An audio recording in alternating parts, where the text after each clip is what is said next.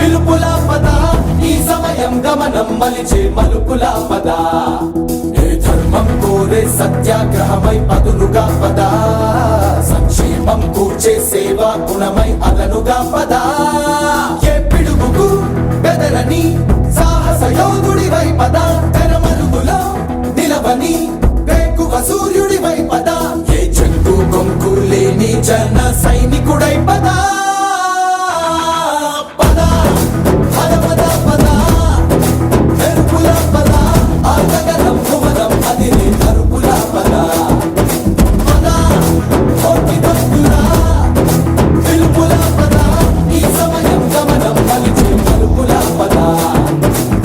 రాహు పట్టిన పట్టొక సెకండ్ అఖండమైన లోక బాంధవుడు అసలే లేకుండా పోతాడా?